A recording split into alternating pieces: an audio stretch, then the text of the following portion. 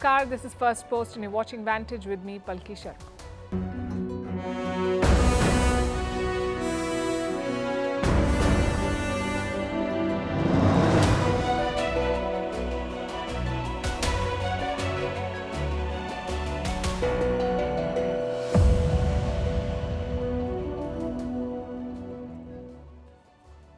We begin with the latest entry in the tech space, Sora, a new model by OpenAI. It helps you convert text to video. How does it work? When can you use it?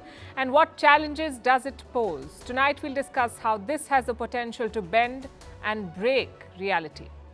In other news, Alexei Navalny is dead. The most famous Putin critic was in jail. The West says he was murdered. We'll tell you what Moscow says.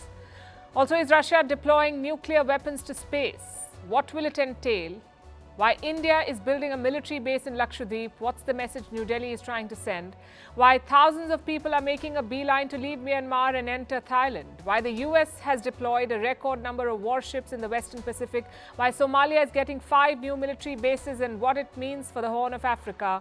Greece has legalized same-sex marriage. Why is that significant? What is doxing and why is Australia banning it? And what's the cuteness market that is taking over the world? All this and more coming up for you. The headlines first.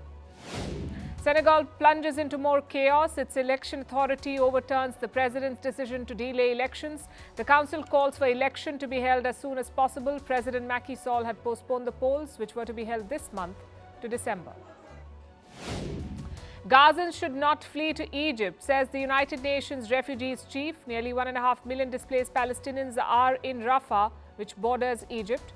Cairo is already building a fortified buffer zone near its border as fears mount of an Israeli ground invasion in Rafah.